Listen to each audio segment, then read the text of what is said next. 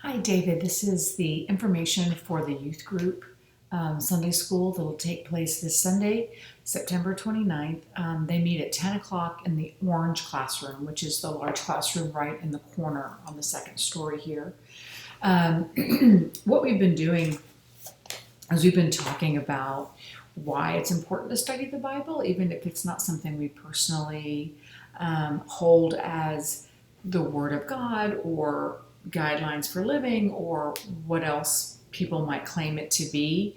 Um, and we're not trying to assign it anything. We're just trying to say, here's what some of the reasons we might think it's important. And there's a whiteboard in the classroom that has some of the answers the kids have come up with on it, so you can kind of see that, and you can maybe ask them to tell you what they've come up with. And so from there, we've been looking at different books of the Bible to just understand what they say, instead of trying to interpret them in terms of how we're supposed to interpret things or something like that. Just understanding what the books are. We started with Acts because we were talking about Acts on the Sunday that we did that, and we've spent 2 Sundays kind of breaking it up into 2 sections. And what I've done is I started by showing them a short video. It's about 8 minutes from the Bible Project about Acts, and then saying, okay, tell me what you thought about what happened in this book of the Bible, right? What do you think about it, right? So the book I'm going to focus on this week is James, and my idea was a little different.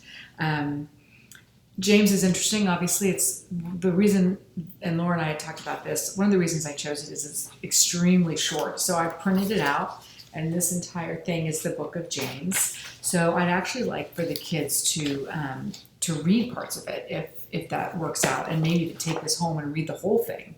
So it's a letter, right? You probably know all this already, but it's a letter that James wrote, and it has a lot of like guidelines in it of how we should act.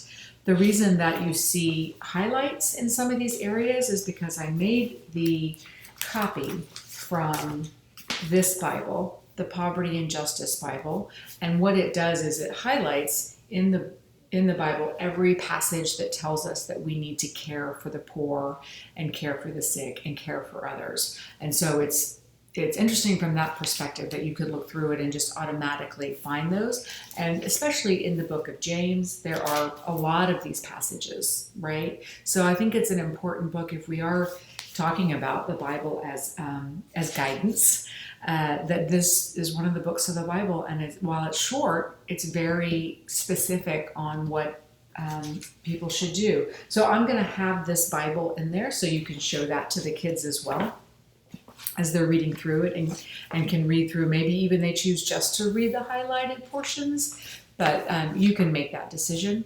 There's also a video that goes along with James from the Bible Project. It's again about 8 minutes long, and I will send you the link. I can even set it up and kind of start it, so you all you have to do is kind of like press go on the remote. And but it might be actually beneficial to show the video at the end after they've read through parts of it, and then kind of compare the reading versus this video, which is kind of an illustration of what's going on in the book. So and then have a discussion about it. It's very interactive. The kids have a lot of ideas. It's fun to kind of hear what they think about these books. And I have enough handouts for everyone. We've been having about 4 youth. I've made 6 just in case there's a few extra. It is the youth are having a party afterwards, so there might be more people than usual in the class, which I think would be great. And but continuing on this theme is important because we'll just go through different books of the Bible with them and talk about what they are and what we think of them. So if you have any questions about that, let me know. Otherwise, I think it'll be a rich discussion for you. I'm excited to hear how it goes. Thank you so much.